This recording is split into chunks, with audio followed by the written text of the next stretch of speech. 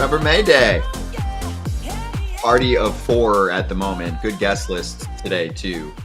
I know you talked about this yesterday, Trevor, but if you wanted to just give us a Cliff Notes version of what you covered on May Day with MLB deciding not to let anyone know about the shrinking zone, I think that it was a vastly undercovered story after the great investigative work by Ken Rosenthal and the athletic team. AJ wasn't on that show either. We talked about it a little bit yesterday with Jim Bowden. Kratz, Todd Father, and myself really got into it on Friday. But Trevor, if you were pitching in Major League Baseball and you suddenly found out a month into the season that some people knew that the zone basically switched up a little bit because of the way that it's getting evaluated, would you be pissed? It would be frustrating, for sure. I wouldn't be too happy with I would be wondering why I didn't know, first of all. And just to correct you, the commissioner's office has said that they told people. Now, whether or not that happened, it was as yet to be verified, or proven. But that's what they said, so we got to go with that. Yeah, I wouldn't be too happy. I wouldn't be too happy about it, even though it's not like guys are out here like, I could totally move the ball in 1 more inch, if I had known. Like, that's not what we're saying. What we're saying is just knowing that going for an edge maybe if that mistake means a walk as opposed to possibly getting the call, that could change your the way you're thinking about it. And to be honest, the guys I think should be most frustrated probably the catchers, because a lot of their livelihood has to do with receiving metrics and defensive metrics, and all those metrics have been thrown way off kilter, to where like guys are like, what? I'm average now. I thought I was amazing. Right. And so there's a lot of confusion there. I think the comments from Travis Tarnow in the article said it put it in perspective, like, what new strikes and what are you talking about? So yeah, it's annoying for sure. Yeah, I mean, AJ, I'm going to go with Mike Schultz's words, Dave Roberts' words, etc. over the commissioner saying that he told everyone. Yeah, but I guess he did. They sent like an email or something. I don't know. They sent like a memo or something. I don't know what they sent, but no one saw it. So I guess they told the people that needed to know, other than that, not the players apparently, and the coaches and the managers, but they told other people, and other people didn't say. I don't know if does this really affect everything? All it does is make the umpires be better. We've seen an uptick in umpires, so maybe this works. Yeah, it's great. No, that part's awesome. Yeah. No, I like the changes. I think the changes are great. It's just the not knowing about them part, right? Like the strike zone has been the best. It's been a long time. And the umpires, we are in a golden era for umpiring, and I got to shout them out. They've been really, really good. So it's just one of those things, like internally, there's a lot of metrics and things that teams are using, and it's based on a certain strike zone as the defaults. And then for those to change, it kind of and people are scrambling, and it's like, this could have been avoided very easily. It's not the change itself. It's just how it was implemented. But that seems to be a theme with the group of people that we're dealing with here. Yeah, Manfred might have texted someone like Dave Roberts, Kratz, and been like, check your spam, bro. I sent it to you in December. I thought they said something about winter meetings. It was discussed or told to them. But obviously when somebody that makes decisions isn't held accountable for things, what are we going to do about it? Exactly. What we're going to do is talk about games from last night. Let's charge the mound. Charging the mound. Hey, what do we think about this AJ Smith-Shawver? Pierzynski, do we have to just call him Smith-Shawver? He was riding a no-no for a while at a brilliant performance of his life against the Cincinnati Reds, team that have been playing pretty good ball lately. 4-0 win for the Braves. I mean, this could be a huge sign of a guy, AJ, who I think has really good stuff, and it all came together for him yesterday. 8 innings, 1 hit, 4 walks, 5 punch-outs. He's sporting an ERA at 3.00. Yeah, they need him. The bottom line is the Braves need him. With Strider down, Lopez down, Schwellenbach struggling, as when we talked to Grant McCauley yesterday, right, about it. So they need him to step up, and he did it against the Reds team. Listen, I never start paying attention to a no-hitter until they get to the 8th inning. And he got close. Didn't get it done, but he did a nice job. To do this for the Braves, he gave the bullpen a rest. But the story of this game, man, was the nasty breakage of the arm. And Matt Olson got an inside the park homer And that was just a terrible, terrible thing that happened on the left field wall, and a fluke thing and a freak thing, and I hope I never see that again. Smith-Shawver's absolutely shown that he can pitch in the big leagues, but to stay in the big leagues, he has to go out and not just have these gems where he goes out the next time and is kind of all over the place. The guy really didn't start pitching that long ago, so he doesn't have a long history of pitching.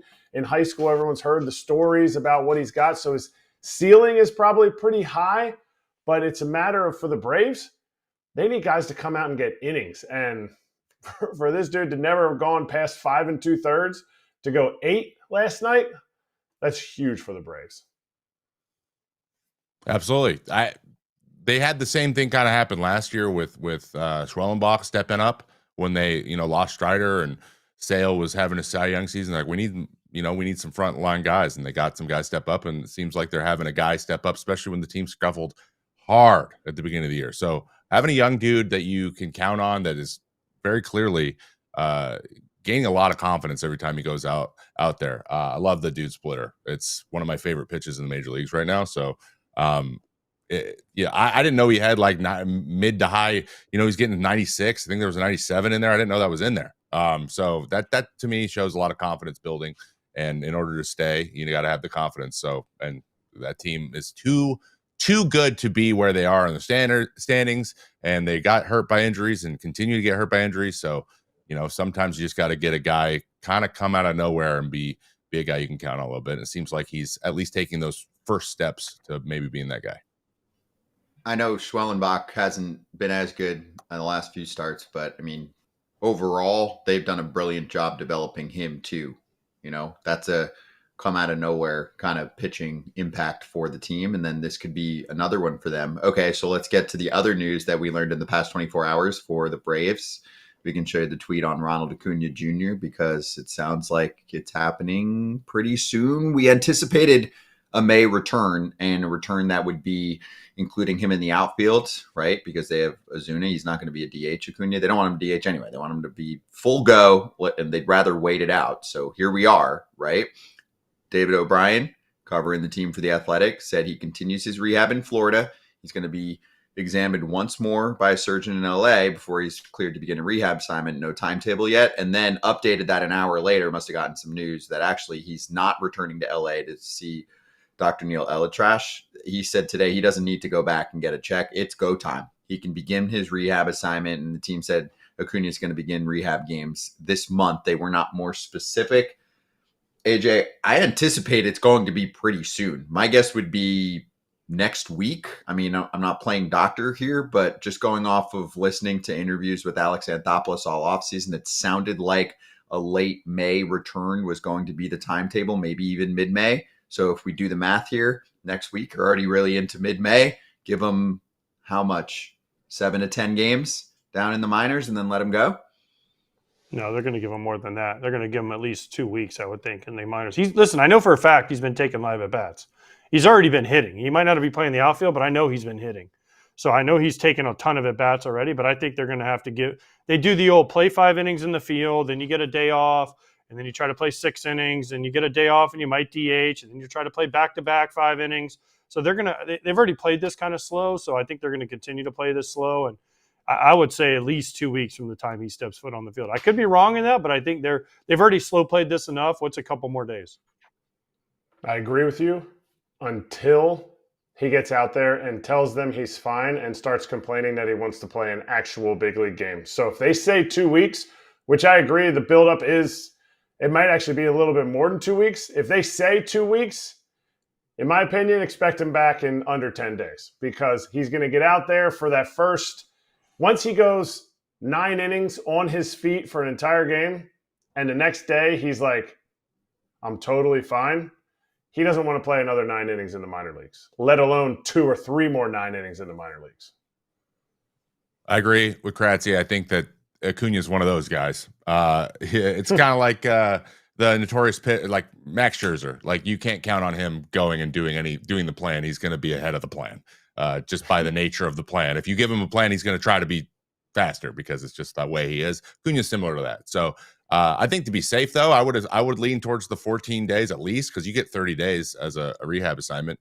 And like you said, we don't know how many balls he's taken in the outfield, how much he's been on his feet, if he's played in some like rookie ball games or even run the bases at all. That all depends, right? But I would say as soon as he feels good after playing in one game that could be how much a workload that he would have in the major leagues, he's going to be like, all right, I'm ready. And let's just hope he doesn't tweet it before he talks to them.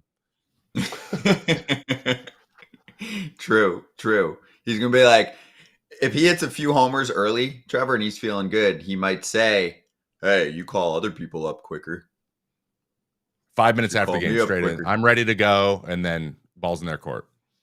Yeah. And now they do about yeah. Sorry, I was just gonna say, now they do it based on time.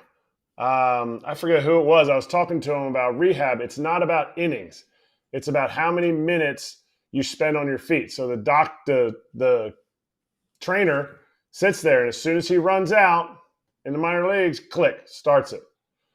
And he comes back in, starts it. I think we even had somebody on the show talking about how many minutes they're on their feet. It was when we were in spring training to be able to get ready. And it's like however many minutes long that you have to be ready for a big league game. Not innings, because some minor league games can take a minute. AJ, I'm sure you love that, right? There's somebody whose job is just the clicker. Well, they have 25 coaches in the minor leagues now, so I mean, it's not a big deal. Yeah, why not? I mean, they got to have something to do. They got to give somebody something to do all the time. So I don't know. How about we just, when we feel good, we play, and when we don't play. I mean, it should be pretty simple, but we make things harder than they are.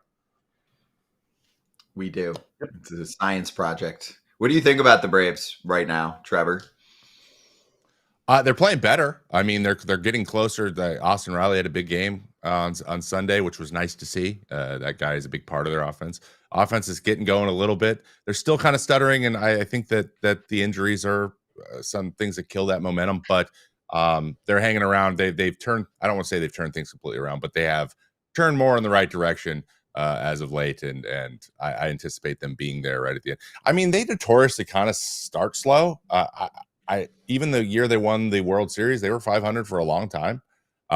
So it's just the way that they are. They're a second half team. This group of guys all gets maybe it's injuries, maybe it's just getting healthy, but I just anticipate it to be an upward, moving graph for most of the year as they get guys back, and hopefully they can avoid injuries just recurring over and over again. So Acuña is a big part of that. So they're gonna be who they are, who we thought they were at some point this year. And it looks like we're moving towards that. Yeah, and Max Fried looks pretty damn good right now, AJ. So, it would have been nice. But he doesn't play for them. He plays for a different team. He plays for a different team, Scott. So it doesn't matter how he looks. They didn't sign him. They made that choice, and now they move on. They go with the guys they have. Like no team looks back and says, especially the front office and the players, like, man, we really wish we had Max Fried right now. They're like, man, we got what we got, and we're going to try to go to battle with those guys. That argument to me doesn't fly, because I've never been on a team where, like, I mean, we'll say, yeah, look at what so-and-so is doing. He's not here anymore. But we never say, man, I wish we would have signed him. There's like, man, we should have signed him, but we didn't. Let's go to war with what we got. I don't love that. Oh, Max Fried's doing this. Great. Good for him. Happy for Max. They might be saying, I wish I didn't sign Profar as my big off-season prize, but that's another story if that was the bucket of cash they had to spend. But it is what it is. He'll be back for the second half of the season, not eligible for the playoffs, by the way. A reminder to everyone. Anyway, let's get to the Cardinals when we swing back. Steven Matz is going to join us on Foul Territory coming up.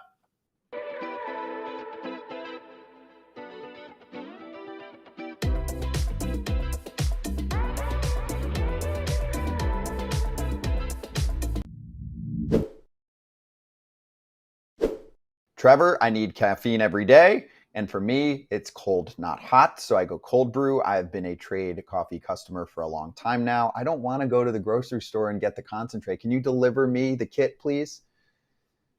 Absolutely. Trade can do that for you. Who wants to get the concentrate at the store anyways? You don't even know when that stuff was made, when you can just set it, forget it at home, and have more cold brew coffee than you can ever hope for. I love doing that. It's a fun little activity also, and Trade allows you to do it. Yes, they hook you up with the best beans specifically for cold brew from top roasters across the U.S. Trade is the #1 coffee destination in the U.S. for both hot and cold coffee drinkers. For a limited time, they're giving away a free Harry-O cold brewer when you sign up for a cold brew subscription when you go to drinktrade.com/foul.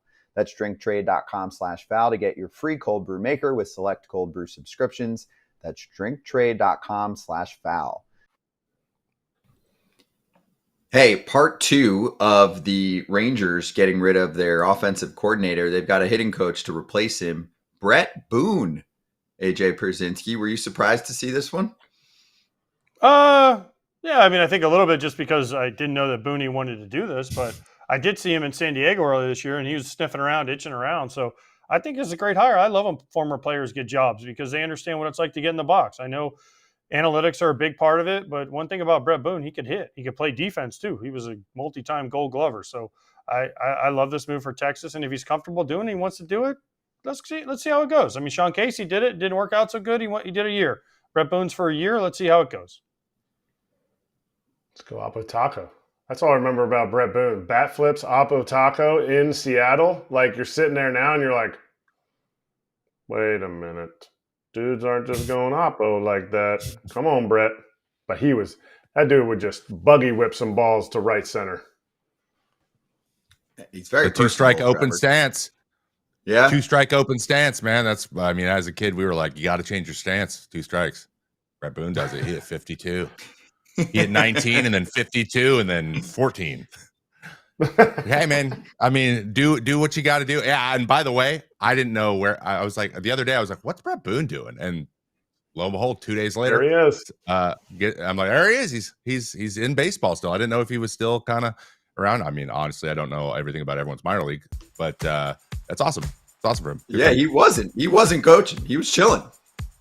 I'd rather have him than Clint Hurdle.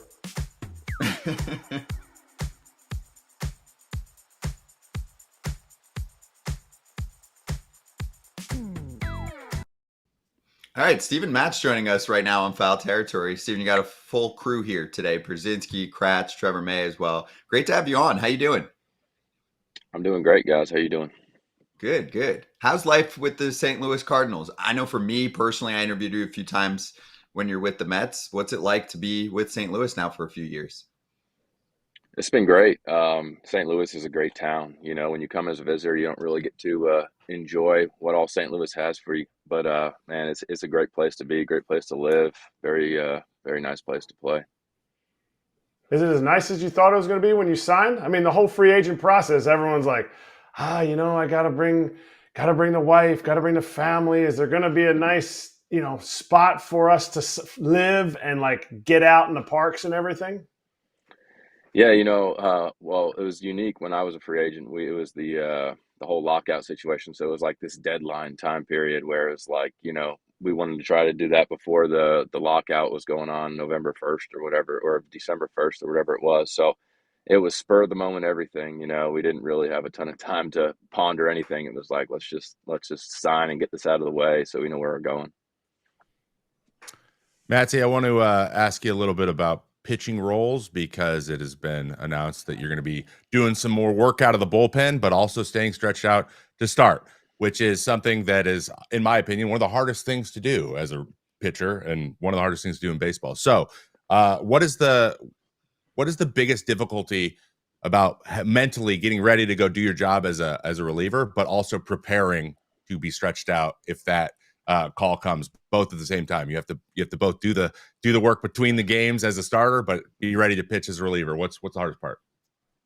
Yeah, it's just the routine in between is everything. You like to stay on your workout routine, your conditioning routine, throw in a bullpen. But, my first outing of the season really kind of helped me with all that because it was like I was building up in spring training as a starter. I got to 6 innings, my last start, and then I had like 10 days off. And I was kind of like, okay, what do I do with all this time? Starting pitchers, that's way too much time. So I threw 4 innings out of the bullpen and everything was just as sharp as it was in spring training. So I'm like, all right, I don't need to panic here. Pretty much right when I pitch, next day I'll get in there and do my workout. And, depending on how many days, like yesterday I got hot in the 9th inning and it's been that would have been my 5th day since throwing. So I was like, all right, I'm just going to treat this as my bullpen day, and nice, easy. And if I was going to come in if we scored another run. So I was like, if we score, I'll start to ramp up quicker. So it's been a little bit of a limbo, but I've been feel like I've been doing well with it. Is this something, because I watched McGreevy do what he did out of the bullpen for you guys in that doubleheader? Like a young guy, is this harder to do as a older established player or as a dude that's in his first full season in the big leagues? My first thought is it's easier to do it at my age, but McGreevy's making it look pretty easy. And he's in his first year. It's like, wow, this guy's just, coming in, bases loaded, 1 out in the 4th, and then finishes the game with giving up only 1 hit, no runs. I mean, but if I had to do this earlier in my career, I would have really struggled with it. Just the confidence, and in between every start, you're trying to tweak something. Now there's just more of a trust in my ability and what I can go out there and do. All right, as you're going to be a free agent after this year, how many times do you get called into the office after starting or spot starting and being told, hey, you're going to the bullpen again? Like, there comes a point when your value as a player is your value, not necessarily the team's value. Do you ever envision, or have you had the conversation of where you're like, all right, at some point here, like, we got to be a bullpen guy or we got to be a starter. I'm valuable as a starter because it's also your career. Mm-hmm. Yeah, I think, there's still a lot of baseball left, and it's gone really well so far with the role I'm in. But ultimately, in my mind, I like starting. That's what I want to do.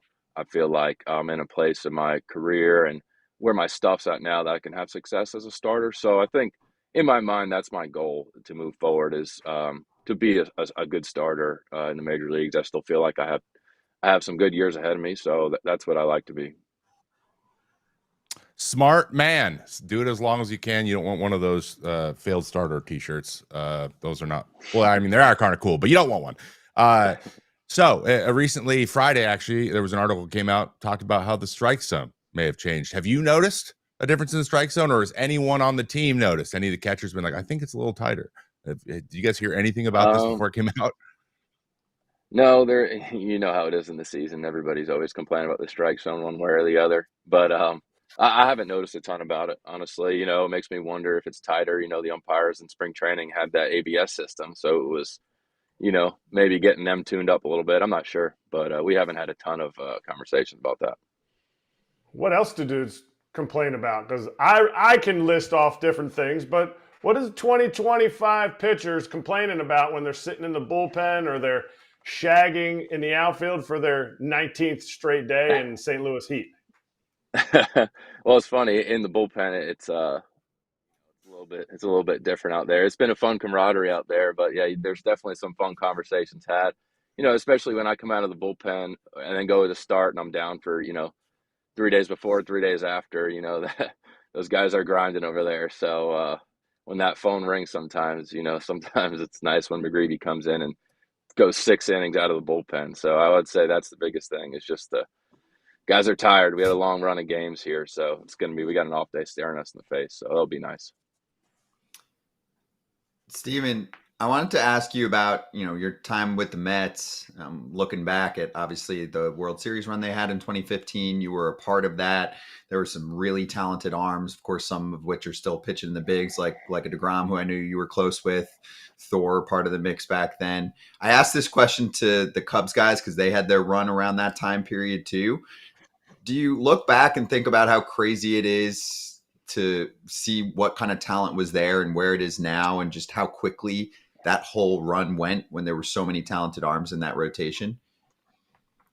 Yeah, I do look back, and guys bring it up a lot. Like, Nolan had to come into a series and face DeGrom, Harvey, and Syndergaard, or DeGrom, Wheeler, and those guys are all pumping 100 every time, and I'm just a soft toss at lefty coming in the back end of the rotation. But no, it really was crazy what we had going there. And it's funny, I was talking to Helsley yesterday, and he's like, how many times you been to the playoffs? Because he felt like with that team, he's like, oh, I thought you went like every year when you were with the Mets. And, it is crazy with what we had there. We only got one wild card game and that big playoff, that World Series run that we had. So yeah, that was pretty wild. I do reflect on that a lot. You know, we had something special there. It's just unfortunate we couldn't capitalize on it. Steven, you brought up Arenado, Nolan. What's the feeling on him staying or going? Also, Sonny said he wants to stay too. His name's been mentioned. Mm-hmm. Do they talk about that in the clubhouse, or is it just kind of like we're here now and we're sticking with what we got? Yeah, I think Sonny doesn't talk about it too much. You know, he's really dialed into what he's doing. But obviously Nolan, it was a big talking point this whole off season and coming into spring training. We're all kind of like, what's going to happen, especially as a pitcher when you got that guy locking down the corner every day. You forget, like, man, we don't want this guy to go anywhere. But no, I think obviously there is some conversation there. But now Nolan, he's locked into what he's doing. He's just trying to get out there and play good every day. You know, he's in the cage for 4 hours a day, and I think he's ready to just go out and play every day. So that after spring training, those conversations kind of subsided. Your family talk about the fact that you've gotten off to a hot start, the fact that the Cardinals are trading anything with value. Do you talk about that? And is it like every scoreless outing, you start packing a few more things up? Even it's your last year in St. Louis, but it could be July. Who knows? It could even be June. Yeah, I mean, it's definitely in the back of my mind, at times, but we are playing really good baseball. Our hitters have had a great first month and a half here. We've won a couple series now. I think we've only lost one series at home, so you never know what could happen. There's a lot of baseball left, but that is definitely, you understand how the game works, and free agent year, if you're throwing well, teams are going to try to gobble you up if your team's out of the mix. But right now, there's still so much baseball to really put my mind there. Steven, you're from Long Island, right? Yes. Yeah, me too. How come you don't have an accent? You have like the South. You have like an accent from the South. So I appreciate that. As someone also from Long Island, I don't have the Long Island accent either. So I'm proud of you that you got rid of it. Well, it is a little embarrassing at times. Well, actually, that's the one word that comes out when I say embarrassing. So that's that was it. That was the first time. Yeah, was it? Yeah, that was it. That's funny. Yeah, it's the one word I haven't dropped. But my wife's from Alabama, and I'm the type of person. It's not, for whatever reason, when we're in London, I'll start having a London accent. I'm like, what is going on right now? So I guess I've been out of Long Island since pretty much I'm 18, and I guess I just too much of a chameleon. Not a great thing, but yeah, I've lost it a little bit. I did not realize you were from Long Island. Yeah, only a select few of us can be from there. So Steven, stop. We bring only truth and honesty on this. He was a baby when he lived in Long Island. He is born and raised in Florida. He is a redneck from Florida. No, it's not true. I was born in Bridgehampton. New York. Okay. As Long Island as you can get.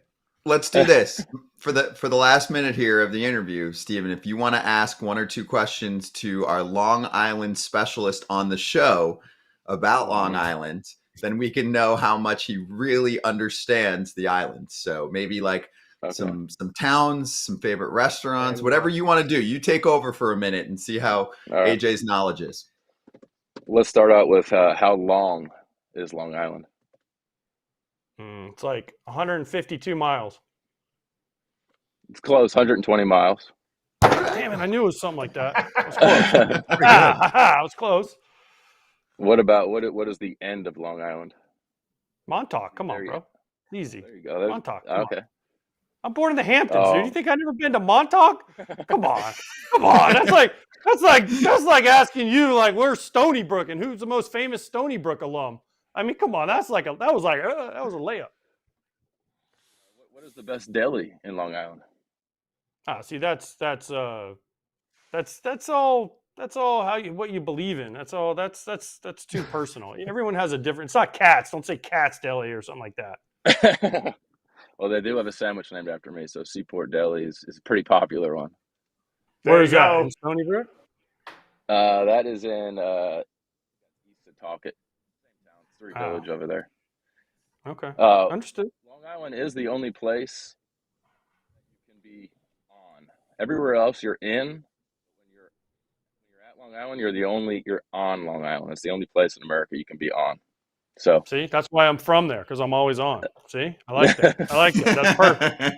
That was good. That was really good. That was the best minute we've ever done. So I know a lot now. That was actually pretty impressive. AJ did better than I thought. I'd give him what, Kratz? Like a B My plus? family, listen, I got family like that lives in Islip. I got family that still lives out in the Hamptons. It's not like I've never spent time out there. You guys act like I moved and like my family disappeared. Like what's his name? Freaking clicked his fingers and my family disappeared. But no, our family's still all out there. Thanos. He's thinking of Thanos, guys. I got you. Thanos. That's not Thanos. Nope. I don't know. I didn't think of it. I was going to say Thor, but that was the guy for the Mets. Yeah, Matz would know that. Well, Steven, this was No, great. that was man. Harvey. He just disappeared. Harvey just disappeared. Hey. Matt We gotta Harvey get kept Matt me in on the the big show, leagues for actually. a year. 2015, Matt Harvey kept me in the big leagues. Thanks, Matt. I know he had a great year, but it was like the only Met I could hit.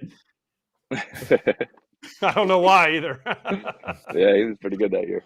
Not many people saw him well in 2015. Steven, this was great, dude. Thank you so much for stopping by. Hope you had a good time. Good luck the rest of the way. Thanks, guys. Appreciate you. Steven Matz, St. Louis Cardinals. Be right back.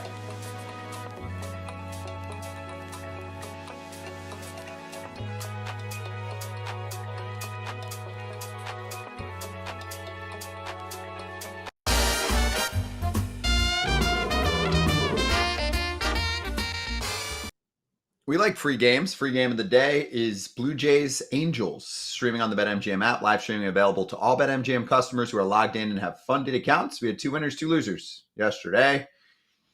The Orlando boys taking over yesterday with nice Orlando, plus you money. Been here. Scott, you don't even count anymore. You ain't been here in so long, Scott. You're not Orlando nothing. I've been in Orlando longer than you've been in Long Island. Plus 194 for me last night. Not if you add up the total days.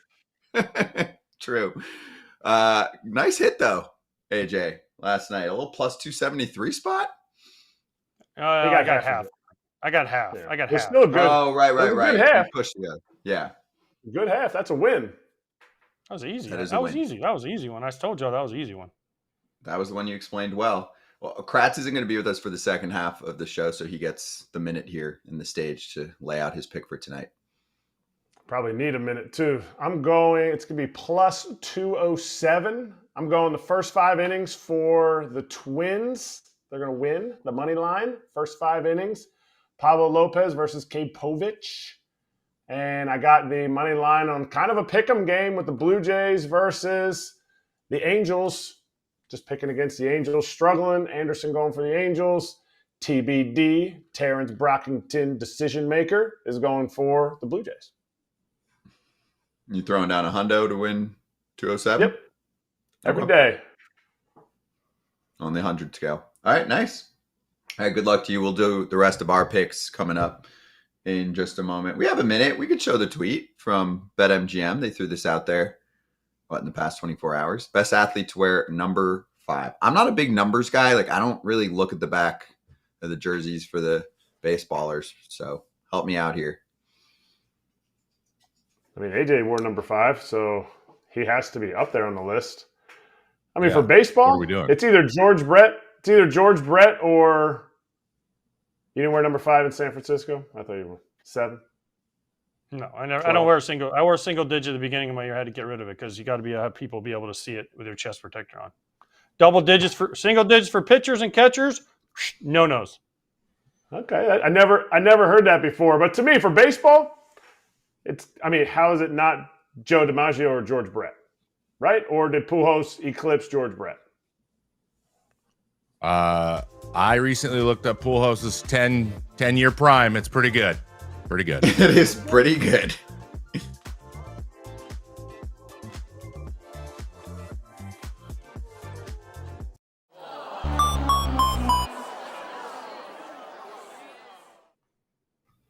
Injuries suck. Shota Imanaga to the 15-day IL. Strained left hamstring. Trevor, this is a really fun guy to watch. Cubs are humming along so far this year against what was a tough schedule in the first 5 weeks or so. tough loss. And I don't know if you ever dealt with a hammy as a pitcher, but I mean, it's better news than elbow shoulder action, of course. Yeah. Hammies are weird. And we've seen a lot of hammies, I feel like, this year. But for pitchers too, which is odd. But yeah, this one's frustrating. Cubs have been really fun to watch. He is their ace right now, especially with Steele going down for the year. So they can't really lose a lot of starting pitching, but they have the offense to make up for it. You know, hopefully this is a quick one, because sometimes hammies can be a quick up and down, especially for pitchers. So hopefully it's one of those 15 days, just miss a couple starts, come back. But yeah, they need him. They need him big time. He needs to throw lots of innings this year if they want to continue doing what they're doing. And it was when he was covering first there, AJ. So it's the whole pitchers athletes conversation thing. Here's the thing: when you have a hamstring, when you think it's good, wait another week, because people always pull it again as soon as they come back. It's amazing. They think it's good. They do their little running with the trainer, and then they go to cover first, and guess what? They pull it again. So when I think it's good, you got to give it another week, or else you're going to do it again. So just advice to the Cubs and Shota. Trevor, which one's worse? Because I've heard different answers. Your lead leg hamstring because, some guys lock out, or is it your push-off leg hamstring? I know he did it running to first, but which one you think would be worse especially if you're a big lead leg blocker guy? Yeah, I would say if I had to get the longer your extension is, probably the worse the front leg would be. For me, the front leg would have been awful because right. I land bent. And so I have to extend, and it would have been just terrible. Some guys with shorter strides, maybe the back leg, because they rely on it so much for power. But maybe I'm going to say front leg for most guys, just because it's a stability thing. You're trying to be stable. The other way is more power. The front one's more, you need something that's strong. And if it feels like it's going to give out, that can mess a lot of things up. You could compensate in a lot of different ways that could cause you problems long term. So I'd say front leg's probably worse. So the Cubs are 4 games up in the NL Central right now over the Brewers and the Reds. From a rotation standpoint right now on FanGraphs, we've got Matthew Boyd, Colin Ray, Ben Braun, and Jamison Tyone. Concerned, AJ? No, it's still early. Their offense is enough to make up for it. They'll get these guys back. Not Steele, but they're going to get a lot of these guys back. So concern? Not really. Not yet. If they keep going down, then we'll talk, but right now, Boyd's been healthy, which they needed, and Tyone's been decent for him. Ray's been serviceable, so we'll see. Ben Brown's been pretty good. But they score so many dang runs. If they keep hitting like this, they're going to be fine. You're right. They smacked the Giants around yesterday. Kratz, it's amazing. Kyle Tucker's actually making a lot of money for many other impact players over the next few years, because the Cubs lineup was almost identical from this year to last year besides Tucker. I know some guys took steps. PCA, Carson Kelly's playing out of his mind, but still. It's crazy. You put an aircraft carrier right smack dab in the middle of the lineup there in the heart of the order, and things change, huh? You don't just eliminate. That's what's cool about what the Yankees offense is doing. I get it. They still have Judge. But minus Juan Soto, you don't just eliminate the numbers that guy produced. You eliminate all the residual things, how pitchers affect or how pitchers are deployed out of the bullpen, how pitchers battle those guys. It's just a tougher at bat. You're showing teams more when you have a, like you said, aircraft carrier in the lineup, and they're down Cody Bellinger. I know Cody's not, he's not back to his MVP status, but you didn't just add Tucker, you subtracted Cody, added Tucker, and it just shows that a really elite hitter like that permeates the entire lineup so far this year for the Cubs. Yep. I mean, a guy who makes an impact like that, a former teammate of his, Yordan Alvarez, usually that's the case. Right now, he's hurt. Right hand inflammation for him. AJ, I don't know if you did any Astros games yet, but I felt like when you watch Yordan over the past month, you almost felt that way. Is he okay? I mean, he didn't look good. He hasn't looked for a while now. Yeah, he hasn't been the monster that he's been his entire career. So, yeah, something in the hand, whatever it is, just inflammation. Take 10 days, get it better, and get back, because they need this guy, because the Astros are in it right now. They are in it. They're struggling to score runs. They're struggling just in general. So they need to not lose too much ground while he's down. Yeah, he lost some friends too, Trevor. He lost Kyle Tucker and Alex Bregman, who I think were player of the week, the first or second week of the season. I mean, eventually you keep losing all your friends. It gets a little tougher. It definitely gets a little bit tougher. I was just having a conversation with one of my producers on my show, and he's a huge Mariners fan, and they just track what the Astros are doing, like almost as closely as they track their own team. And so we were just talking about it, like he's the only one left from him and Altuve, and Altuve's like, I'm in left, and I don't know why I'm still don't know why I'm out here. So it's definitely a different team. They're not as the sentiment was they're not as scary.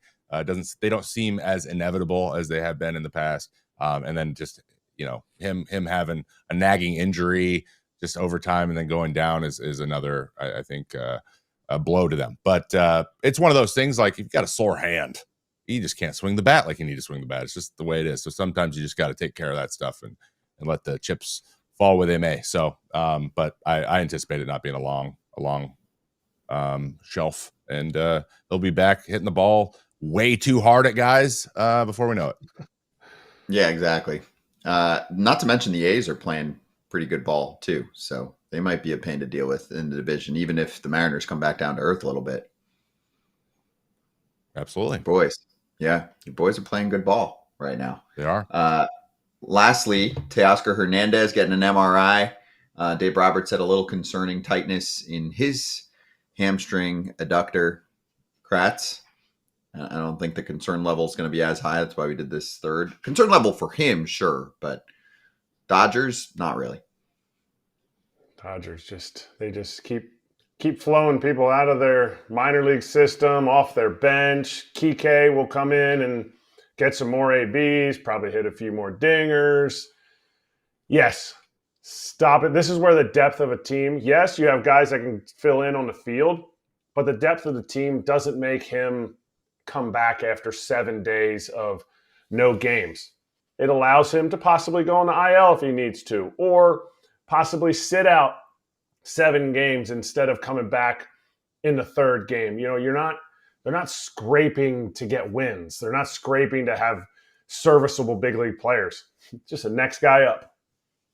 Yeah, not to mention, look at the numbers for Andy Paz in the last couple weeks too. So there's a lot of talent there. Dodger fans were freaking out 2 weeks into the season. It's like, yo, this was a pretty good prospect for them. Anyway, let's step aside, get to someone who was a really good prospect for a while with the Orioles. Now he has his time to shine with the Marlins. Kyle Stowers is going to join us next on FT.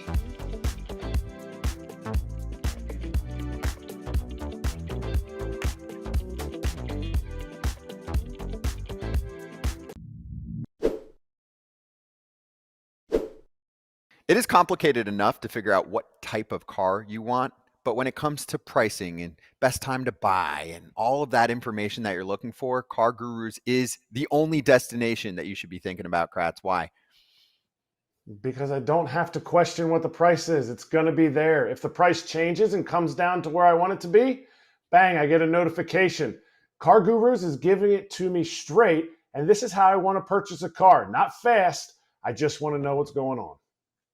With over 4 million listings, Car Gurus has more car listings than any other major online automotive marketplace in the U.S. So you can find the best deal, and it's no wonder SimilarWeb estimated traffic data shows Car Gurus is the #1 most visited car shopping site. So you can buy or sell your next car today with Car Gurus at cargurus.com. Go to cargurus.com to make sure your big deal is the best deal. That's cargurus.com, cargurus.com. Hey, I wanted to take this minute to congratulate Trevor May Baseball on 100,000 YouTube subscribers. Yeah, congrats, Trevor. We recently hit the hundo mark. Yeah, I noticed. Yeah, I beat you there, and then you guys blew past me. So we're not even close anymore. So congratulations to Foul Territory as well. It's a big deal. I don't know who is in charge of doing this for you guys, but who's going to take care of the plaque? Have you guys gotten that locked up yet? Your YouTube plaque? It's a big deal. Big deal. Yeah, it is a big deal. Yes, we apparently filled out something that we were supposed to do, and it will go in the Pierzynski wing. Maybe, what do you think, AJ, next to the bronze catcher statue? I don't know. I got to see it first. So we'll see. We'll see when it gets here how big it is and where it needs to go, but we'll see. Where's Trevor? Right over your right shoulder. I see his Phillies. Mine arrives tomorrow, actually. Wow. Tracking that thing like a hawk. Big status. Big deal. Big Big status. deal. Big flex. For us with the 100, I felt like there were some people kind of looking at us like, me, I don't know if I'm going to give these guys the really difficult click to give them a free sub, even though, it was over like 50% of our watchers on YouTube were just not pressing the sub button. And I feel like maybe the 100 made them feel like we were cool enough to sit together at the lunch table now. Maybe. Your serious channel now. It's just you got to have 100K or not real. That's what they say. Apparently. So it's working for us. Kyle Stowers, Miami Marlins, joining us in 5 seconds.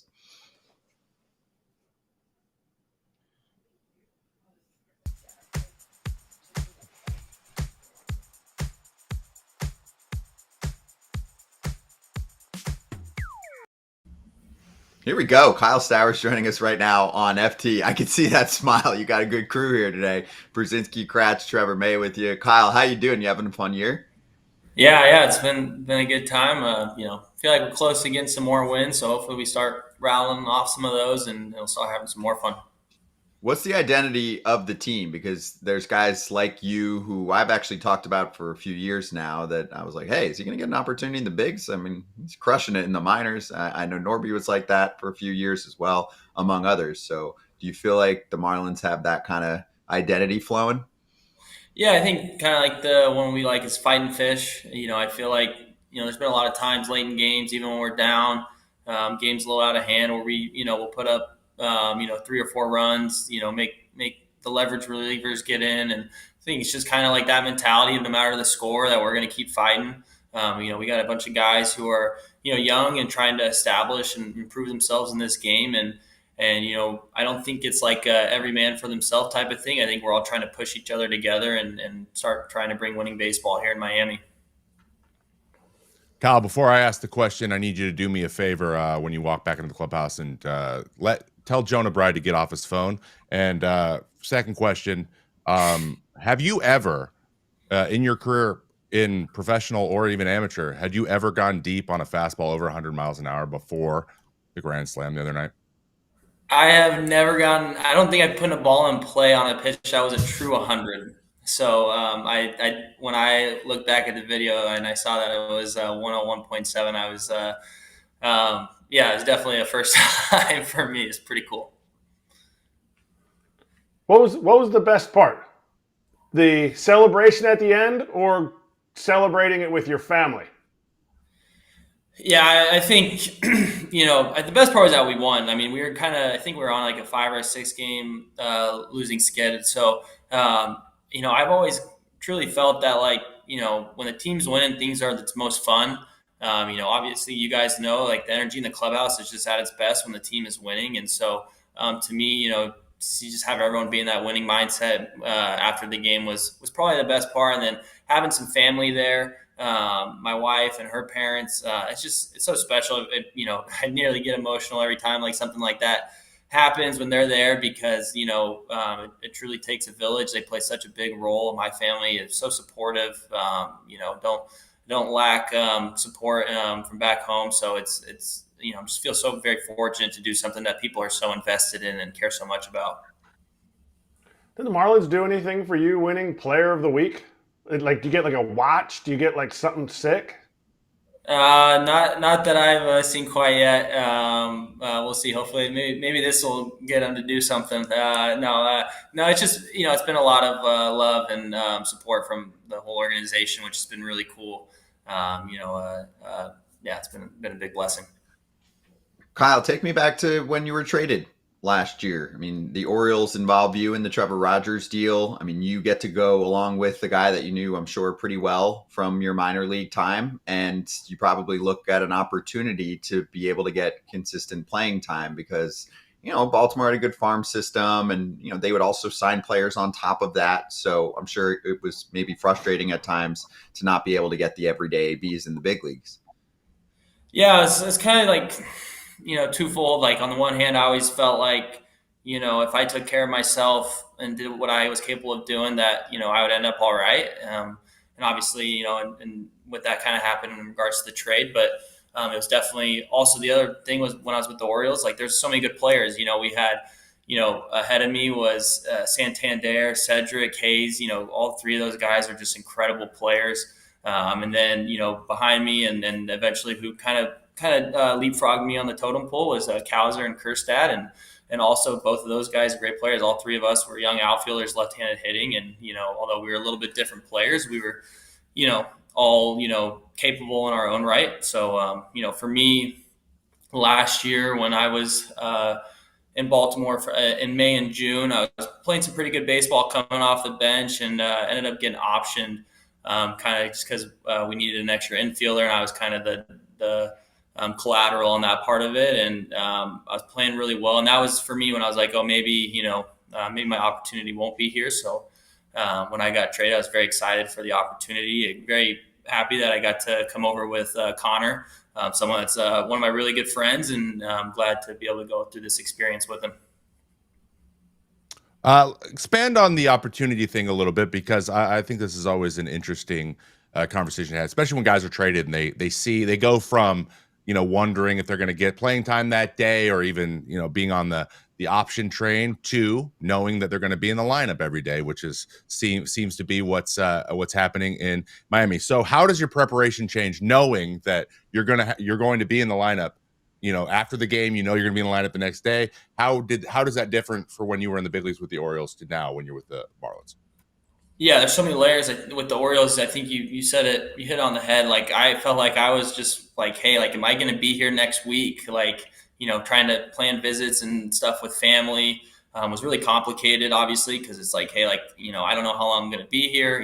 Especially you kind of see the writing on the wall when you're not really playing a ton and you're still, regarded as a prospect in the organization and they want you to get at bats and whatnot. So coming over here, it's, it's actually, been a new challenge learning how to be an everyday major league player. I think I got that last year while I was here, like just kind of figuring out how to mentally be in a state that's ready to play every single day at the big league level. I've done it at the minor league level, but definitely a new challenge doing it in the major leagues. And, for me, it's just kind of about finding a way to get a clean slate mentally each day. Obviously, physically you're going to have good days and bad days, and some days your body's not going to be feeling as good and whatnot. But for me, it's just how can I be fresh and clear mentally each game, and that I've spent a lot of time on my mental routine this year, and whether that's mindfulness, meditation, prayer, writing in a journal, just coming up with different things. I spend a lot of time in the cold tub before I get my day started, and so things like that, just to kind of get me back to the present moment. And God promises that He'll give us enough for today, and so I just try to take it one day at a time. I love to hear that. You have that effervescent, like, happy smile always going on too. You look like you're enjoying yourself. Obviously you're hitting well, but you look like you're enjoying yourself. So it permeates, your daily routine permeates out of your face right now. But I gotta ask you, when I asked a bunch of Orioles guys, tell me something about Kyle Stowers. The only thing that they wanted to talk about was how you owned friend of the show in spring training, Grayson Rodriguez. They said if there was a live at bat to be had on the backfield, you were going to hit a dinger. It was like death, taxes, and Kyle Stowers taking Grayson Rodriguez deep. Now, he's on the show quite often, so we're going to play this back to him. Is this true or is this not true, and how much do you own him? There's a little bit of truth to it. So Grayson is one of the all-time smack talkers that I've been around. And when I first was around him, he was the type of guy, when we'd go into a live at bat, he'd say, "Hope you guys brought enough bats." And so he'd be chirping. And one day we had an inter squad, and I got to a 2-0 count, and I ended up hitting a homer off of him. And ever since then, the way he talked to me during these live at bat sessions completely changed. And definitely he had a lot more respect, I guess, if you will.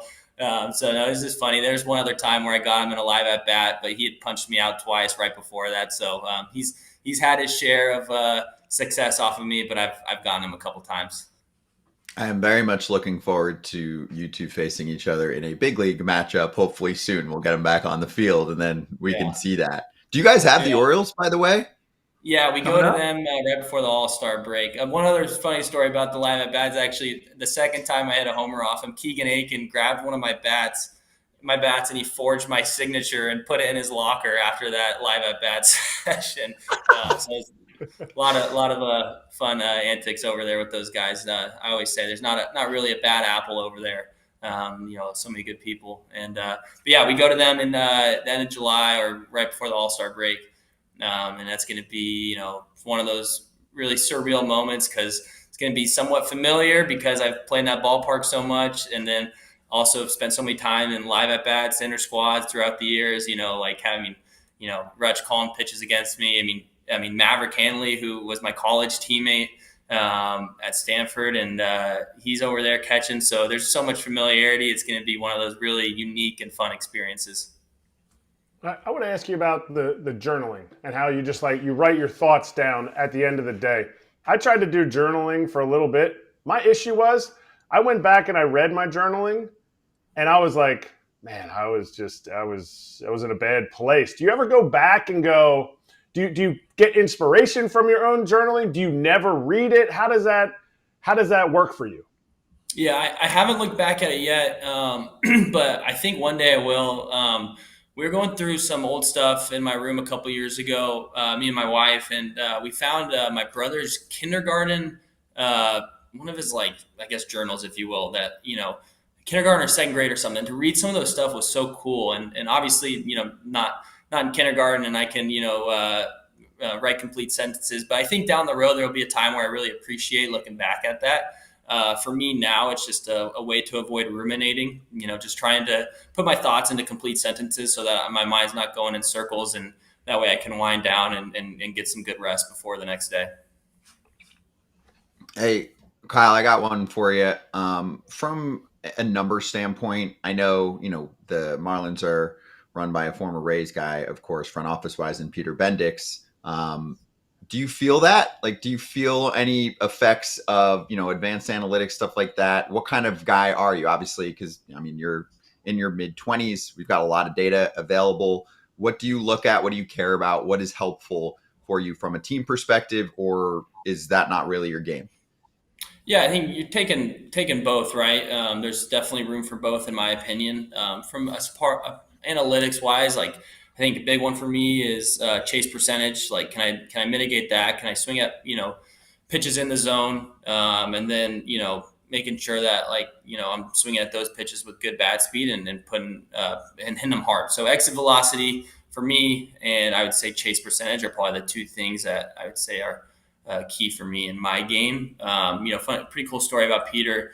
Last year, I got off to an incredibly slow start. And I really, the whole time here, I didn't quite play my best baseball in the second half last year. And it was just really cool to have, Peter come up to me like, hey, just want to let you know, we believe in you and just to keep going. And we believe that this is going to turn around. And, last year, there wasn't a ton of stretches where I turned around, but it was just, really I felt that type of support from the entirety of the staff and the front office. I feel like from coaching staff, players, front office, I just don't feel like I've ever had so much support around me. And I think it says a lot about what the Marlins organization is becoming. And, and yes, there's data driven, but, there's, I think we're well aware that there's the person behind the player and how can we, support the person. And I think they've done a great job of that.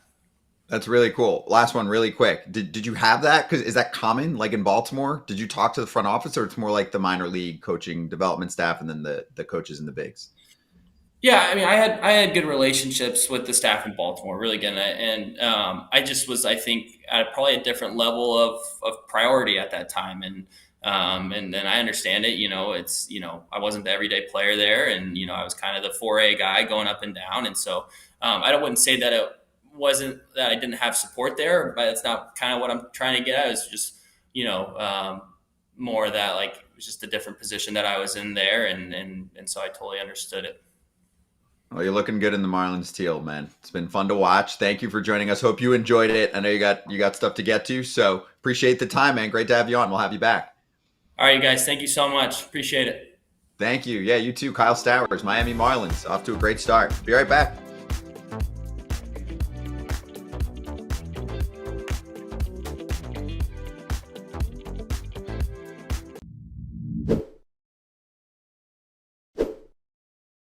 you want to be bougie and have your own personal shopper, Hungry Root is actually the spot. And you can do it at an affordable price. Yeah, without a doubt. And especially with my busy schedule with kids on the run all the time, baseball, gymnastics, I need a source that's going to get me going and my kids as well. So I'll pop in an easy chicken parm or grilled chicken, put it in a nice container, get it to go, and the kids are excited, and they're full, and they're nutritional, and it's ready to rock for their games. There will be snacks that you have never heard of that you will immediately fall in love with. They will pick them out for you if you want. Obviously, you can go on there. You pick all of your preferences. Hungry Root gets the job done. Okay, FT fam, we love Hungry Root. Take advantage of this exclusive offer for a limited time. 40% off your first box plus a free item in every box for life at hungryroot.com/FT. That's code FT.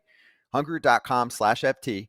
Code FT for 40% off your first box and a free item of your choice for life. The code is simple. It's 2 letters, FT. All right, we ditched Kratz. AJ, that button finally worked. The Kratz eject button. Nice. That was good. Yeah, well placed. Yeah. What is he? Has a coach a game or something? Yeah, I think he's got a playoff game, something like that. For anyone that's unaware, we probably don't really talk about it much on the show. Kratz is a high school coach.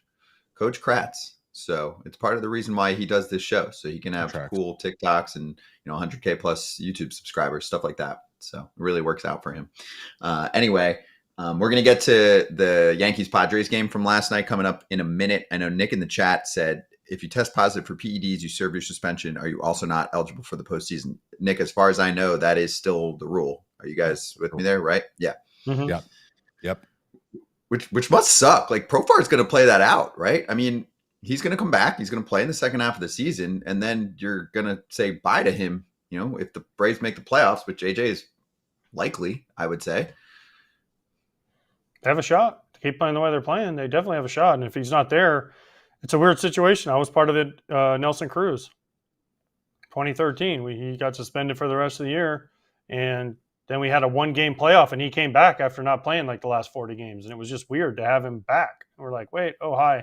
We obviously lost that game and didn't get into the postseason, but then he wouldn't have been eligible for the postseason. I don't know. The whole thing is weird. Don't do drugs, kids. Let's just don't do steroids.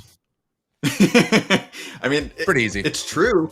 Yeah, think about it. He could be playing the last game of the year, and then it's like, wait, we need to get someone else going. Yeah.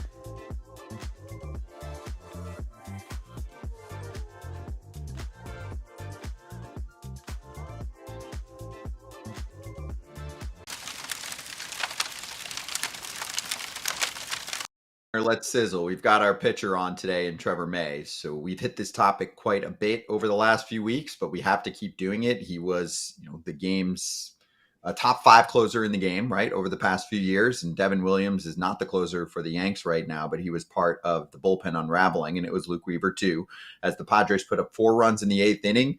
Bogarts with the big go-ahead knock, and they beat the Yankees 4-3, turned 3-0 into a 4-3 win. So we can show the quote too from Devin Williams, and Trevor, if you want to comment off that one and what you're seeing from Devin. He said, quote, "I feel good. I feel confident on the mound. I felt like I was in a good spot. It's one of those nights where you're not only battling the hitter, I was battling the mound. We're all given the same set of circumstances. I couldn't come through tonight." I mean, it was raining last night. Is that what he's talking about?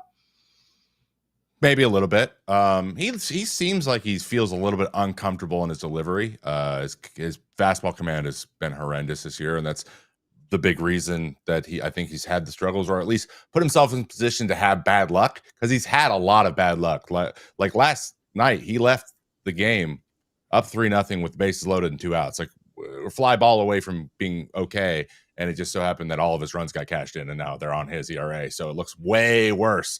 And it can be something that simple. His BABIP is like 400 against him this year, which is way higher than it's ever been. But it's just because he's not throwing strike one. He's only first pitch strikes 50% of the time this year, and he's lower than league average usually. But that's not serviceable. You can't do that. You're walking too many guys. He's a guy who walks guys too. He's just relied on strikeouts. He's not getting them. So that said, his stuff's the same. Like his velocity is the same that it was in 22 and 23. His changeup and everything's moving the same. He's using it the same. The command's just a little bit off, and really untimely hits are getting him.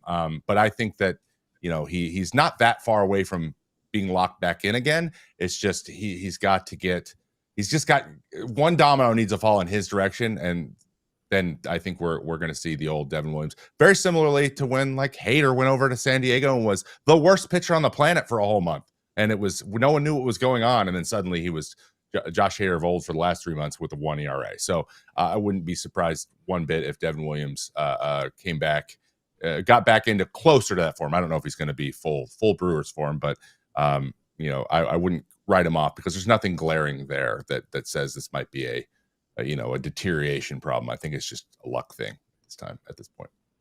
AJ, it's the primary reason why the Yankees haven't really pulled away, and they could have. Even at this point, I mean, again, we know it's early May, but they could have a really sizable advantage in the division. They have 5 losses when leading in the 8th inning or later. That is tops in baseball. And the Yankees usually do a great job of building a bullpen.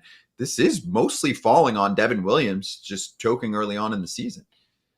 Yeah, I don't know if it's all on Devin Williams. If Luke Weaver, listen, and he probably wasn't 100% ready to come in the 8th last night.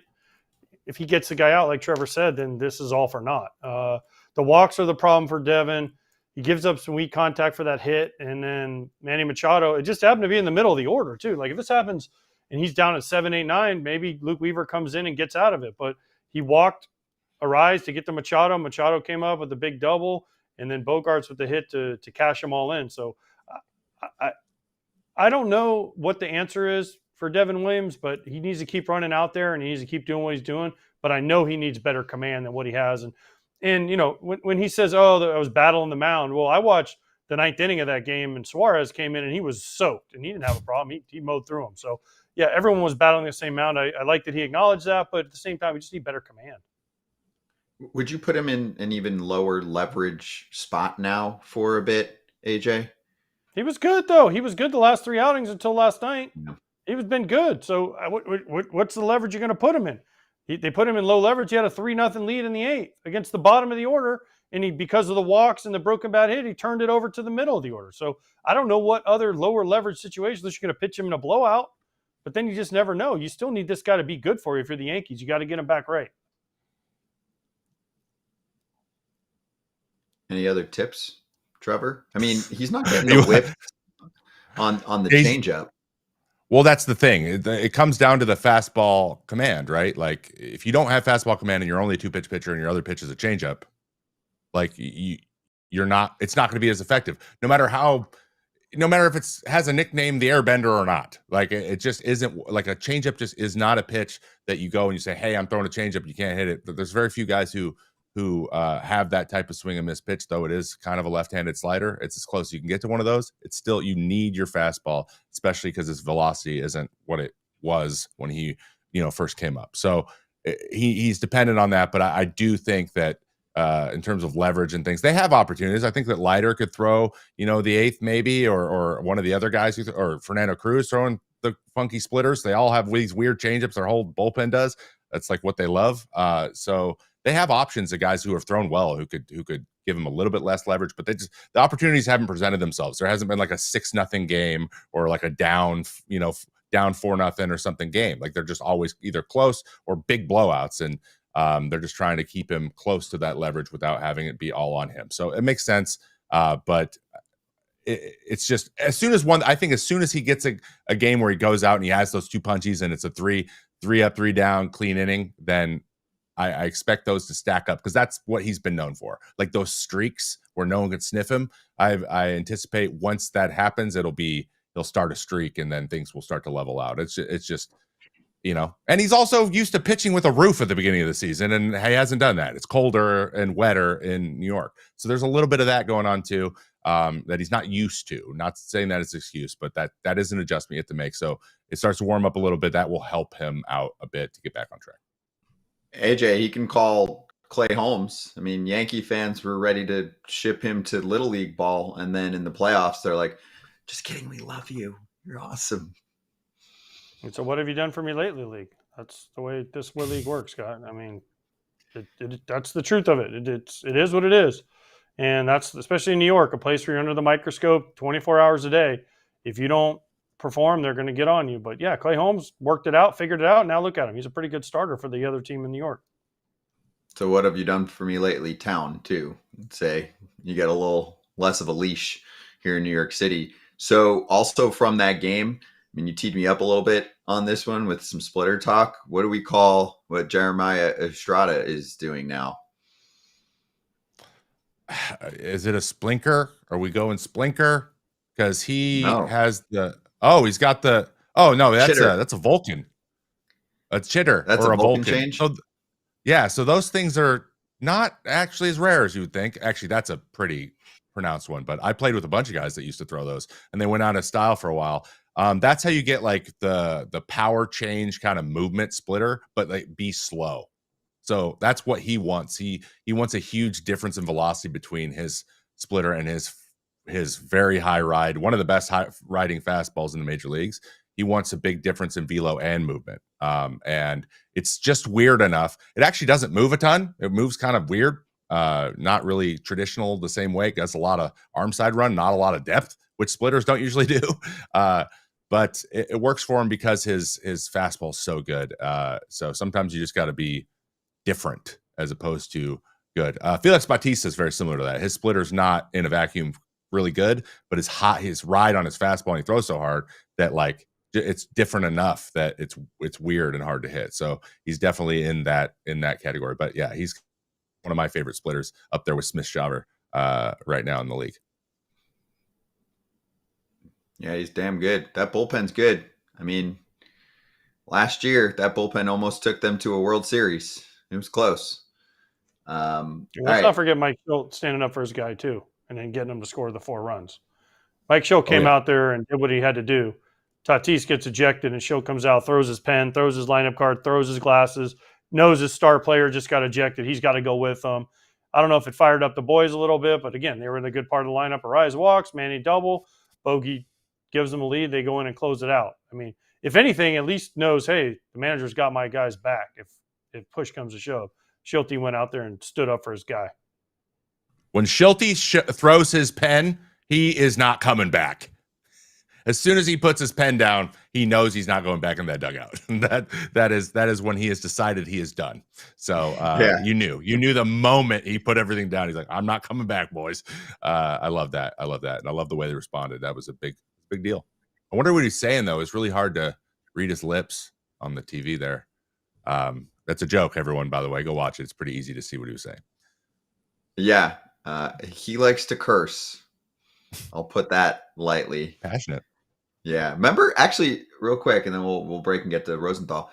Remember, who was it? Schultz's first season, I want to say, taking over the Cardinals, AJ. Wasn't there a guy who recorded his speech and then got Randy Arozarena. Randy was the guy who recorded his post-game speech after they won the first round, and then Schultz got in trouble for it, and Randy got traded. So, yeah, it was Randy Arozarena who it was. He put it on Google Live or Facebook Live or Twitter Live or one of the lives. And IG. Yeah, and a no-no, which, by the way, is a no-no. What happens in the clubhouse stays in the clubhouse.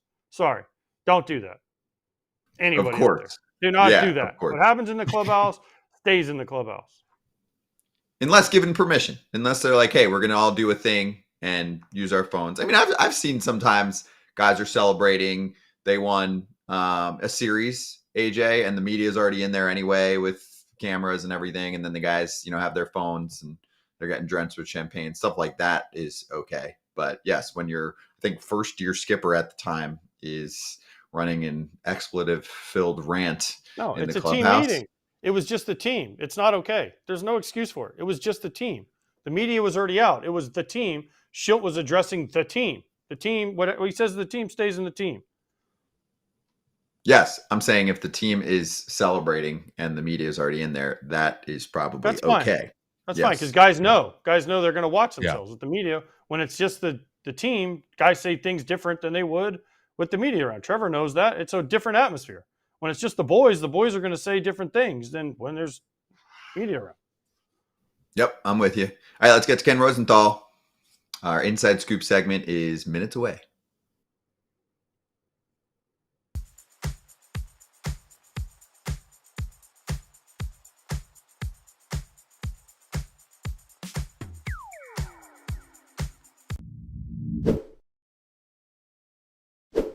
FT fam, we're excited to introduce you to Rowback with the subtle dog logo and 2 stripes on the back of every product. Kratz, what are you rocking for us? I'm rocking the polo, which never feel like a t-shirt until now. Out on the course, I'm going to stay cool, and as much as I sweat, I won't be wet.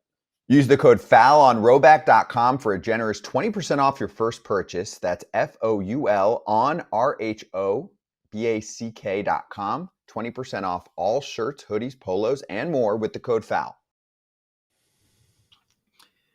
Hey, it's not a City Connect if it is not leaked at this point. I wonder if they're doing that on purpose. What? That would be crazy to get social media hype before it actually gets announced. Anyway, Robbie Hyde, host of Monster Territory, posting the Green Monster-ish City Connects. AJ, thoughts? I like these. I like these better than the UCLA Bruin ones they wear now. I know that has to do with the marathon, but they look like the UCLA Bruins out there playing. So I get why they did the marathon. I understand it. I just wish there was a different way. This is cool though. It has all the Green Monster stuff. It has the B. It has the numbers that are like the Green Monster. The letters that are the way it's written on the Green Monster. I think this is pretty cool. Now, are they going to wear white pants or green pants? Because if they wear green pants, then the left fielder can go get and center fielder can go hide out in the Monster, and you never know where to hit the ball because they can just hide. Please don't have green pants. Please. I think those look really clean with the all whites. The no stripe, the all white, those were the best ones. They felt like pajama pants out there. I like them a lot. I like the trim. That's a weird thing to notice, but like the V-neck, those were always like, I don't know, they always fit me the best maybe, so I always enjoyed those, but I like that green. It's clean. The other one's kind of jarring, like you said. The marathon ones are a little hard on the eyes at times. So it's nice to have just like maybe a clean alternate look once in a while that's not so. But this is what a City Connect to me is supposed to be, though, Trevor, right? Is like it connects to your ballpark. Everyone knows Fenway, the Green Monster, and it fits that, right? So to me, that's what the City Connect. It's not about, let's see how wild and crazy we can make it. Let's do something that fits with the team and the organization and that people know and want to think is cool. I like it. Simple, unless but you're effective. Miami. Unless you're Miami and it's Miami's crazy there, so they go crazy. Exactly. Yeah, that's fair.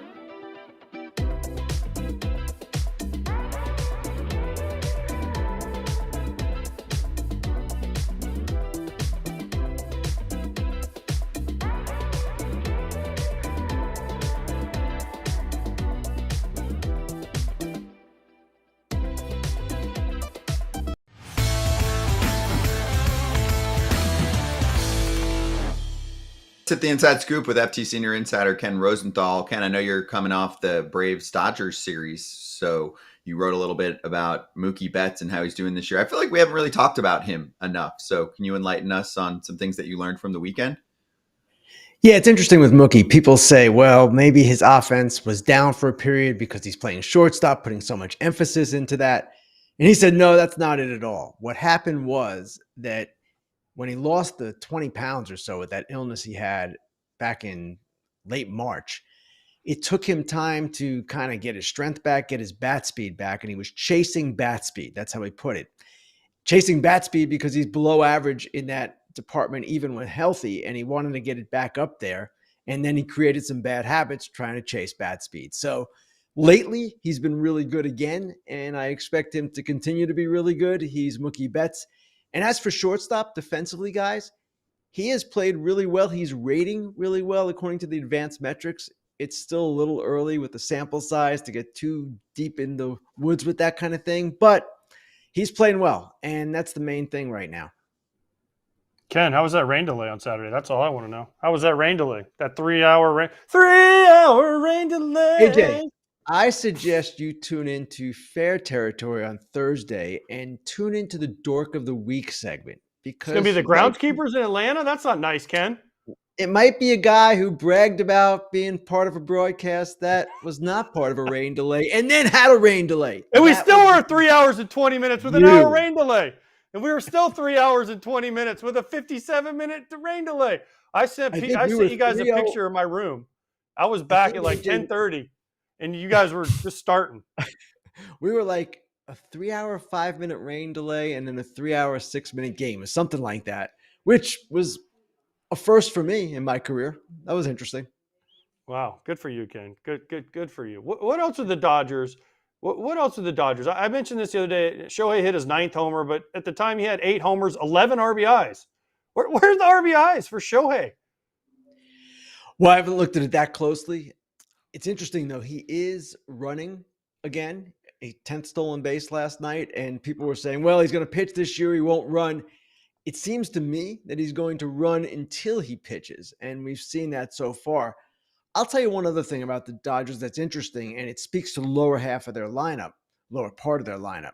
Andy Pages has really come on of late, and he's a guy who kind of is a natural hitter. Dave Roberts calls hitting Pages superpower, and he's a guy who just kind of needed to get more athletic in the box, stop thinking so much, stop being so robotic, so mechanical. They basically said, Teoscar Hernández told him this, Dave Roberts told him this, just go play, man. Just get in there, react. What you do in the cage, that's preparation for the game. It doesn't mean you have to carry everything you're doing into the game from the cage. And it seems to have liberated him. And here was a guy who was a big question at the start of the season, and now it looks like he might be part of their core group, integral to what they do.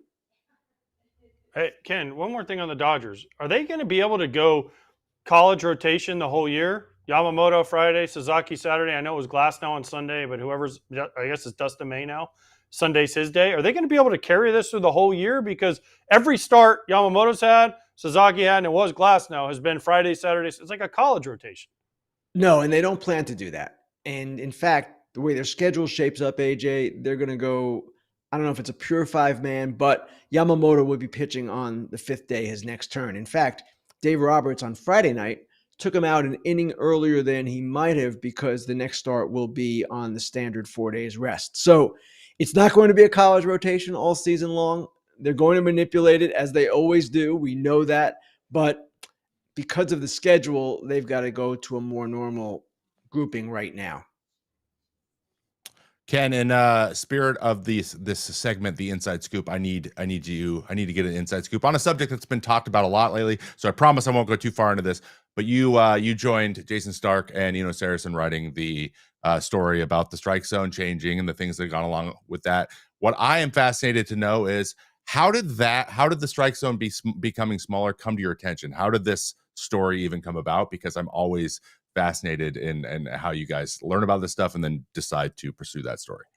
Trevor, I won't give exact names here, but I'll tell you the idea of how it came about.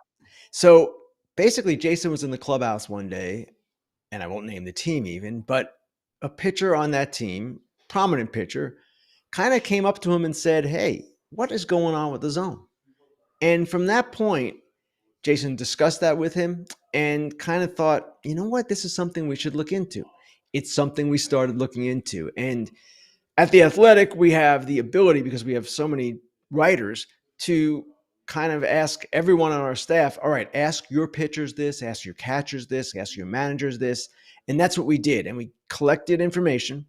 We have also maybe the best data-driven writer in the world, Eno Saris. So he started looking at the data and confirmed that what the pitchers were telling us was true, that the zone is different. And then in talking to officials from Major League Baseball and the union, we learned that in the umpire CBA, the definition of the buffer zone changed. The buffer zone being that area around the zone that's actually outside the strike zone.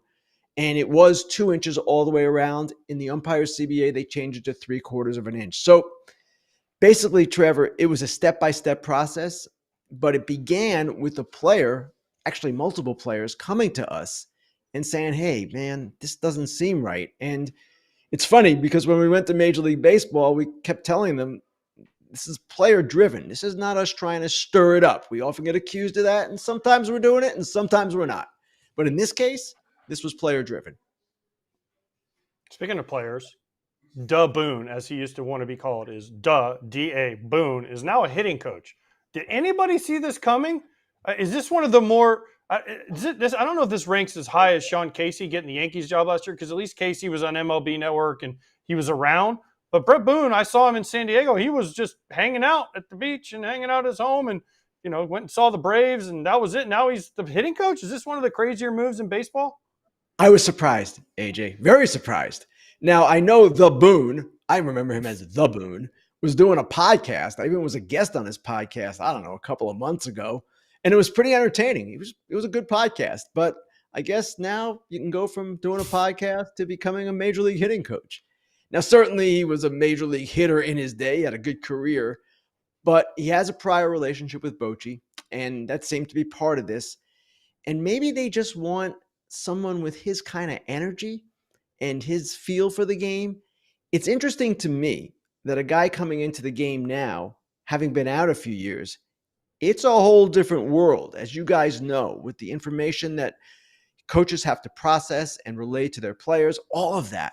But the Rangers, have two other coaches to do that. They have a hitting coach, Justin Veal, and an assistant hitting coach.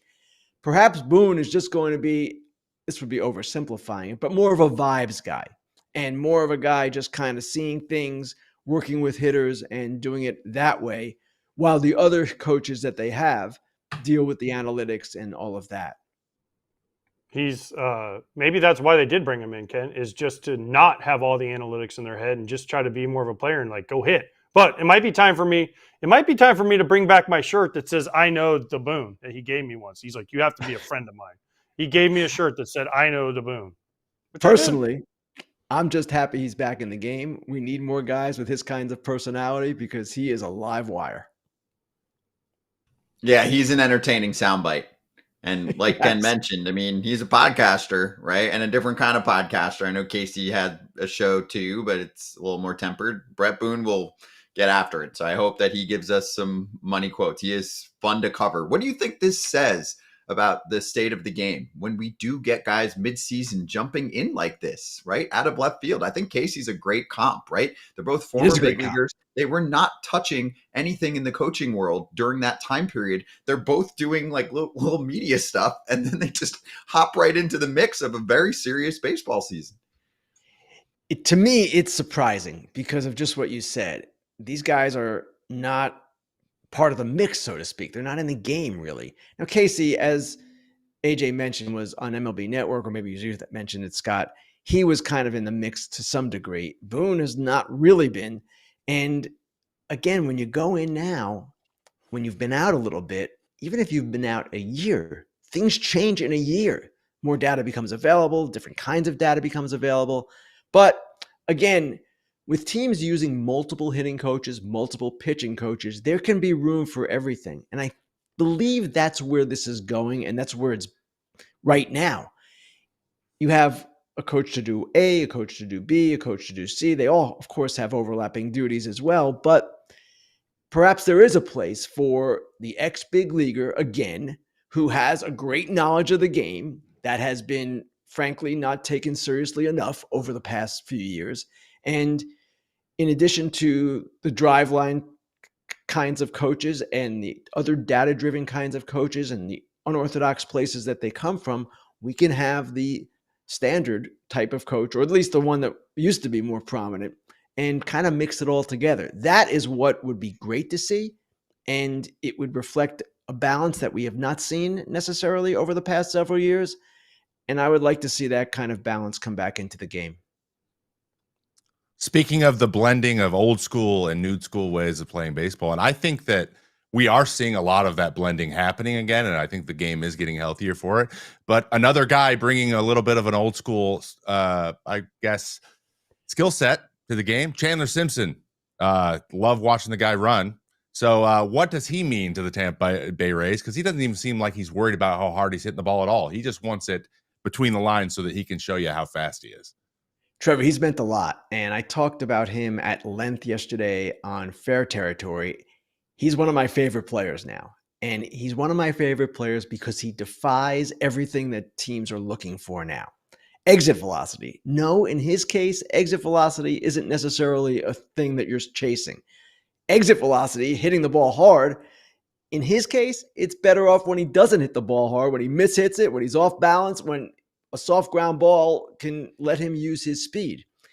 He's also a guy that, in addition to this incredible contact ability and speed, is evolving as an outfielder. He's in center field.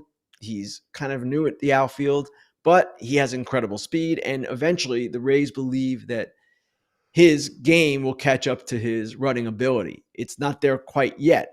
So to me, it's just fascinating to see this player. And here's one other point about him. Fascinating to see a player who, yes, we have WAR to measure him, wins above replacement, and we have all the typical measures. But when you have speed, the way Chandler Simpson offers speed, there is a disruption that takes place in the game that cannot be quantified.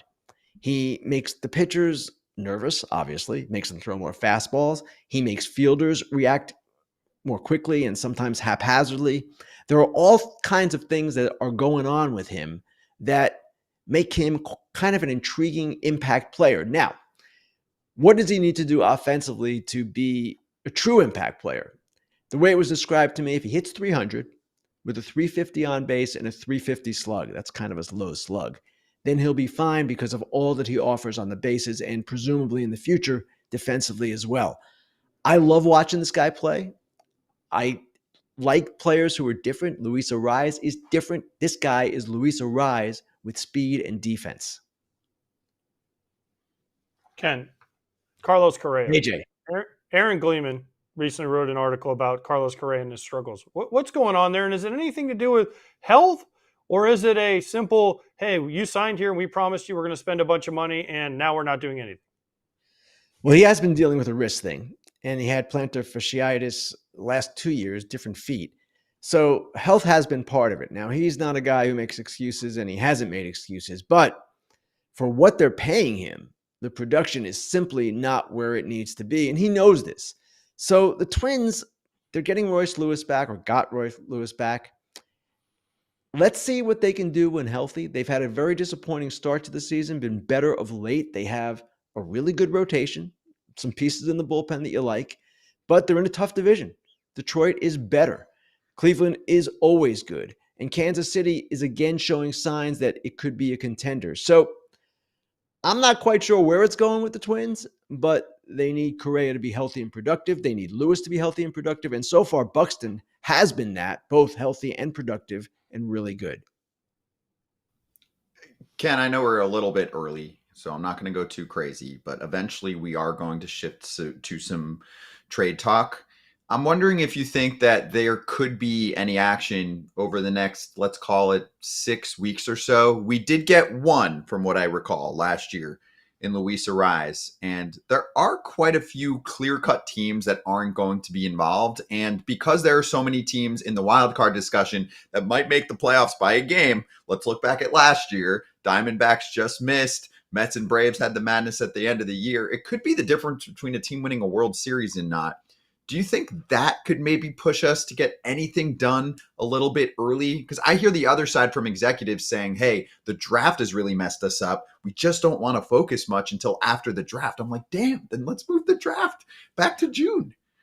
Well, the draft should be back in June. This is an MLB thing that I've never quite understood.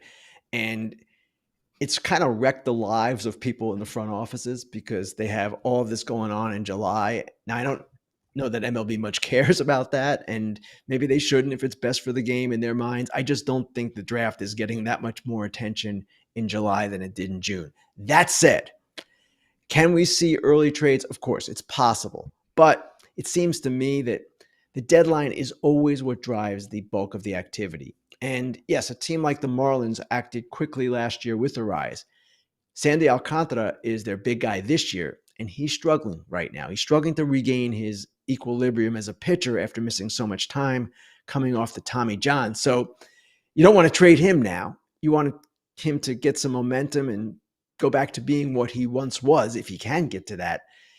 So that's going to be a while. Now, yes, you have teams like Chicago, White Sox, and Colorado Rockies who are already out of it. I'm not sure they have great pieces to move, impact pieces. So teams can just wait and see what develops and transpires. And teams also want to look at them all, their own particular needs, not just at this time, but looking ahead as well. What they might need now is entirely different than what they might need in late July. And why fire the bullet now and trade certain prospects that you might want to preserve for a future deal? So all of these things work against it, Scott. it's not out of the question that a deal could take place in May or early June, late June, but there's a reason, or there are multiple reasons why those deals don't frequently occur. Ken, you mentioned the draft. Why can't we? Here's a great idea for you, and I didn't come up with this. Someone else did, way smarter than me. To have the draft at the College World Series, right? You have all the best, supposedly the best 8 teams there with the best players. Then you have all the high school kids fly out there that are all committed to these schools. So then these kids get drafted, and then we can watch the college coach try to cry and be like, no, please come. We'll pay you $1 million to come to Florida instead of going for $5 million in the draft. Please think of the drama we could have. It'd be an awesome show. Plus, everybody would be in one location. I like the idea of the draft at the College World Series, not necessarily for the reason of seeing coaches cry, but it is a logical thing to do. It would kind of increase interest in the College World Series and the draft, in my opinion. But MLB, again, seems hung up with the idea that it's better All-Star Week, and they believe that it is drawing more attention All-Star Week. I just don't see that it's making that much of a difference.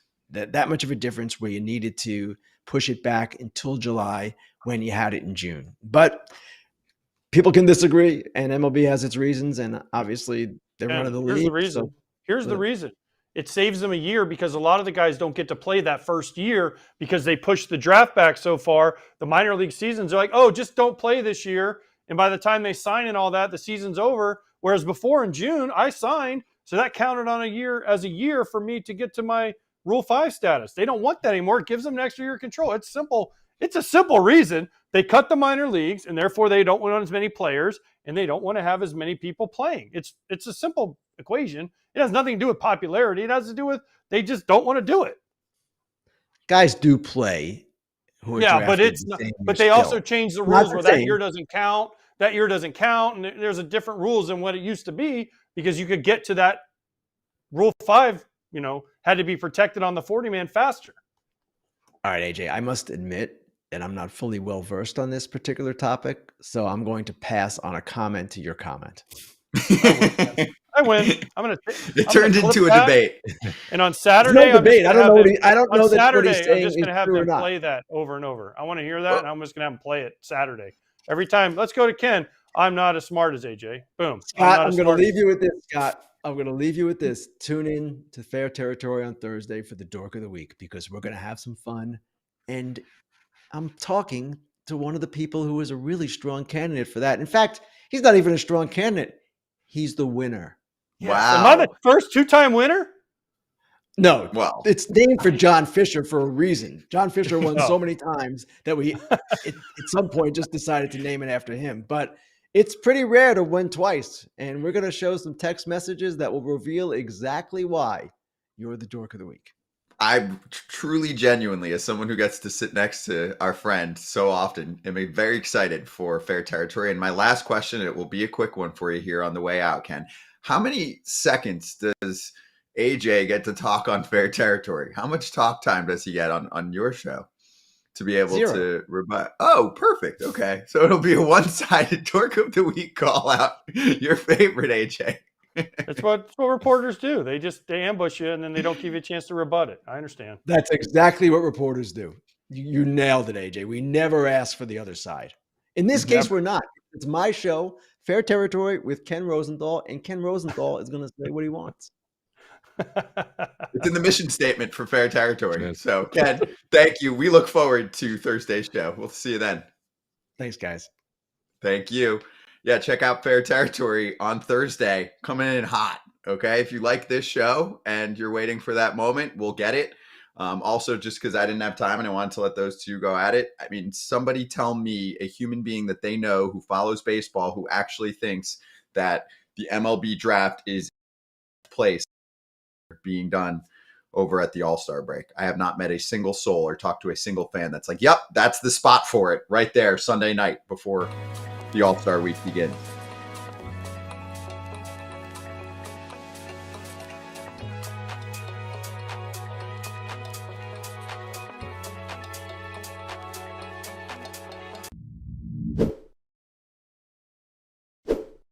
FT fan by now, you know, if you're buying, selling, trading, collecting cards, Arena Club is the spot. We've been talking about them all season long, but I do want to focus on the slab pack experience, Kratz, since you've been ripping some slab packs digitally. And what happens? I mean, as a kid, you wanted to rip open the packs. How can they do this digitally? Oh, baby. This is exciting. How the graphics come out and everything. And oh, yeah, the card that you pull, you can actually get that, John, physically. So it's perfect. It's all in one place, and it's a super exciting experience. Yeah, they send that to you from the vault if you want it. But if you look at it and you're like, it's not the card for me, I want to sell it back, go for it. You can do any of that on Arena Club, and you can acquire the best value for your money with those slab packs, transparent checklists, and Arena Club's Slab Safe program. Right now, you can get 20% off your first slab pack or card purchase by going to arenaclub.com/foul and use code FOUL. arenaclub.com/foul, use code FOUL. Hey, Jose Urena, now officially the starter tonight for the Toronto Blue Jays. We talked about Urena and eventually Spencer Turnbull getting signed by the Blue Jays. So you're seeing those reinforcements on the way. So that's that. But anyway, I want to spend the minute here trying to figure out what Ken's going to bring up on Fair Territory. I genuinely don't know. AJ, do you have a hint for us? Did you guys have a little back and forth? No. So our crew was in Baltimore on Saturday, and his crew was in Atlanta. And so the whole thing is, oh, you guys are going to get 100% of the country because we're going to start in a rain delay, so you guys be ready, which was fine. So we do our show, and I'm kind of texting them before the game. They're, I know all their crew and all the people behind the scenes, and Ken and Adam Amin, who's my buddy. And I just said to him, I said, enjoy that rain delay. We got it. Watch and learn, kids. And then after the first inning, we got a 57-minute rain delay because I sent that, which, by the way, it came out of nowhere, literally nowhere. It was clear skies. And then we see the groundskeeper for Baltimore go to the umpire, and they throw the tarp on, and we're like, it's not even going to rain. I mean, in 30 seconds, it started monsooning. And 52 or 57 minutes later, boom, they started up again, and we still finished, right? We finished, and they were just starting their game in Atlanta. So then I sent them a picture of me in my hotel room watching their game as I was laying in bed. All right. That's the good stuff. That's the good stuff right there. Yeah, I like that. And then I got a picture. They won. And I got a picture of them in the elevator at 1:57 a.m. They had just gotten back to the hotel, so there was a picture of them in the elevator going up to their room, and I was long since asleep. So that's AJ's side. We'll get Ken's side on Thursday.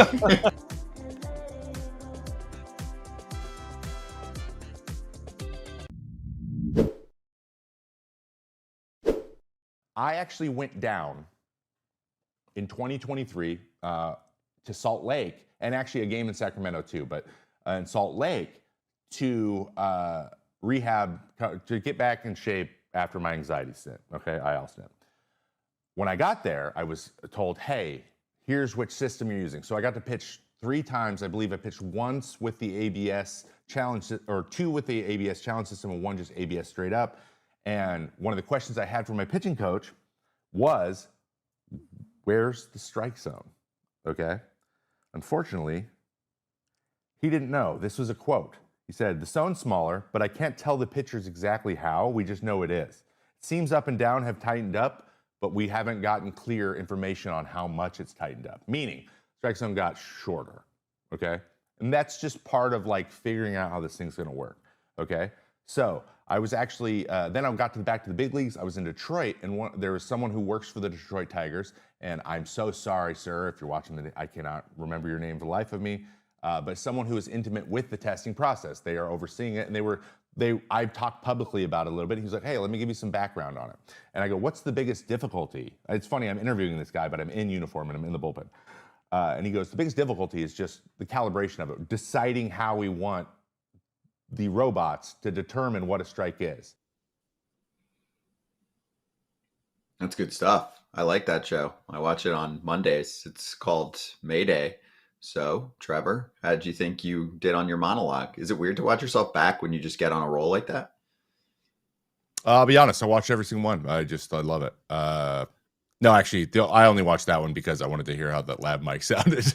But yeah, that was an really interesting story, and that I got to, obviously ask Ken about earlier, and I do rates and barrels with Eno Saris. So I was like, we were preparing for our show that we do on Fridays when he's trying to figure out when that story is going live. So I got to hear all about this, and a lot of things that personal conversation I had kind of linked it all together. So the interesting thing about that strike zones thing is they're trying to decide whether or not they want to do a 3D zone or a 2D zone, or because right now it's like wherever it crosses the front of the plate, they don't know if they want to do the back of the plate. They don't know if they wanted to do like half the ball as a strike as opposed to just a little bit of the ball. Like all of these questions were things that were constantly going through their mind, and they were testing, and that's why it's taken so long for this thing to get to the major leagues. But I think this change of the strike zone is an indicator that we're about to get at least the challenge situation probably next year, which I think is a good thing. I'm excited to see how teams use their challenges. I think it's a new mechanic in a baseball game some teams are going to be better at than others, and that's always something I'm a fan of. So it was fascinating hearing about how that's all kind of played out. For in-game experiences, it is going to change things significantly. I mean, we had been seeing the pitch clock for, I want to say 12-ish years at this point, because it hung around for a decade before it was finally implemented. And I feel like there was some generation of younger fans that we kind of lost because the games were getting out of control in terms of the pace, not the time, the pace. And for me, AJ, when this gets implemented next year, I think the fan experience is going to be wild. If you're age eligible, maybe you throw back a few and you're into every single call from the home plate ump, and you get to play along and tell your manager to challenge when you think that they're off the mark. You also will get humbled if you think that they should challenge, and they do, and then you're wrong. But I'm pretty excited about it. What do you think? Do you understand the whole 3D, 2D thing? First of all, that's the thing for me is it's the strike zone is actually supposed to be 3D, right? If the ball touches any part of the plate and any part of the strike zone, it should be a strike. So if you throw like a big curveball and it might miss and it might just clip the front of the plate and it almost bounces on the plate, that can be called a strike. So it's supposed to be 3D. Now, how will they figure that out? I don't know. The technology is supposed to be way better than that. But I was at a game in spring training. We did our Phillies show in Philly, in Clearwater, and they had it. It was the first time I saw the ABS. And there was like 3 challenges in the first inning. And every time the guy went like this, the whole crowd was, oh, he was right. Yeah. And they all cheered because the Phillies guys were, and the umpire missed like 3 in the first inning, right? But everyone's on the edge of their seat. The little graphic pops up. Philly is challenging the call. Here comes the ball. And then they got it right, and the whole crowd's like, yeah, we got one right. It was just something added entertainment to the game.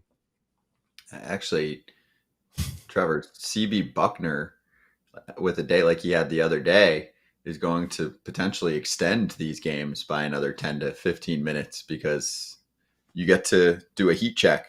If you're hot and you know your zone, you can just keep challenging until they learn that everyone just a whole game, and then CB has to like adjust, and he can't just gaslight us and say he was right. Like he's got to prove it. And it's funny, AJ, I noticed that as well. That the fans really loved it. It's like they're watching the hat game like 15 times in a game now, and not instead of just once.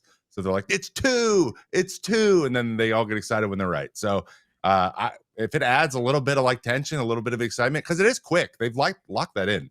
It's not taking too long. They haven't had that issue. So that was the first thing they were worried about, like slowing the game down too much, but they're fast with it. And honestly, the umpires takes a little pressure off them, and some of the reactions from them have been pretty funny too, when they're like, despite my best efforts, I was right. Like stuff like that. I love that too. It added some fun. So I just don't think there's a real downside to it. I just think more calls are getting right, and the players have a say, and the managers have a say, and the fans have something to get excited about, and a little bit of tension built. So I think it's a win-win-win.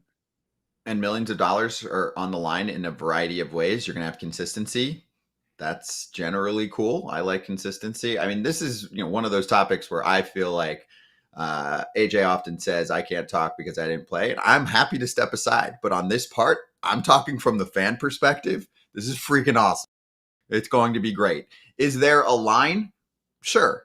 5, 6, 7 challenges, something crazy like that where you're getting way too many of them. Okay, that might be the line, right? Where there's like so many borderline calls being checked. But if you only have a few, you got to make sure you use them correctly. and get rid of the blatant ones. So if an ump's brutal or having a bad game and keeps missing the zone really badly, then I'm okay with 15 challenges in the game because they'll keep reactivating since you're getting them right. So anyway, fun topic. We'll keep an eye on it because I think we all agree that next year is probably the year where it's happening. We'll do slap hands coming up next.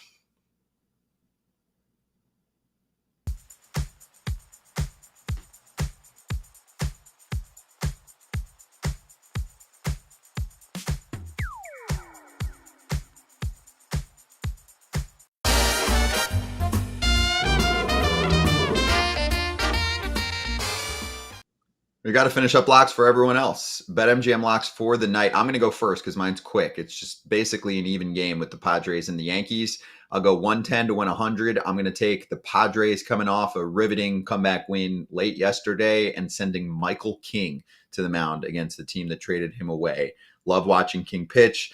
Sometimes I look deep into numbers. Other times I just say King against his former team and Clark Schmidt. I'll take advantage King in this one in what could be a close game. So just going money line. AJ, you're up.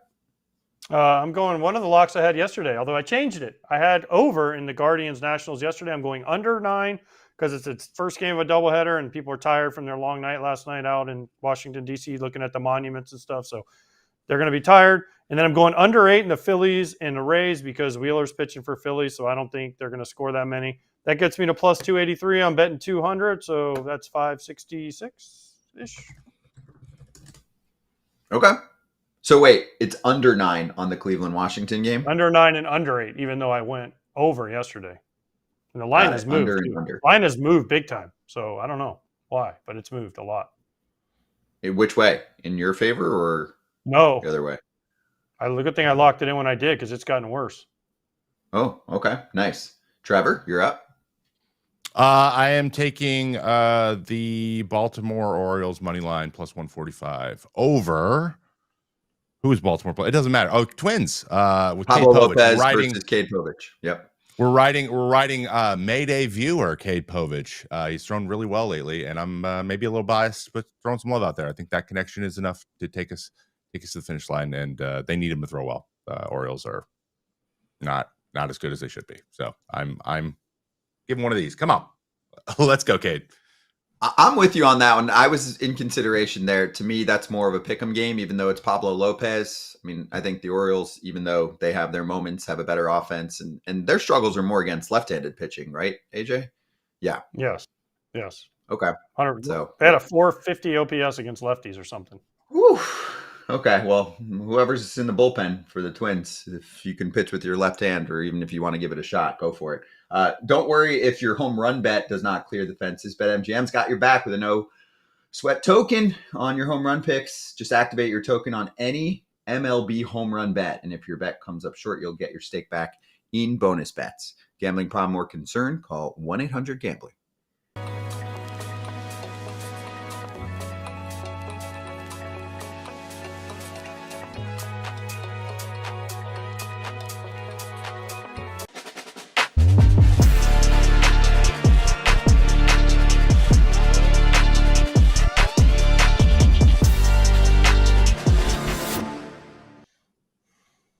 Here we go. Let's slap. I'll bring up a couple comments from the show. Our guy Moral, who sometimes gets put in timeout, said he thinks that Spencer Schwellenbach will have a better career than Spencer Strider.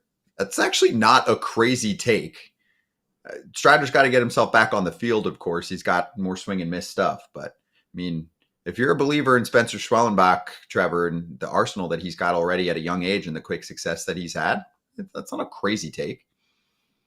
Yeah, I don't think that's a crazy take. It comes down to, I think, just career longevity. I think Strider's got the dominant stuff, but it's just, what does that look like? It's been a 2-pitch mix a lot at the beginning. I think Schwellenbach has definitely established himself as a big arsenal, full, like his ability to change and throw all of his pitches, and it's kind of more pitching as opposed to just bulldozing people. So I see that. I see why. I could see why someone would feel that way.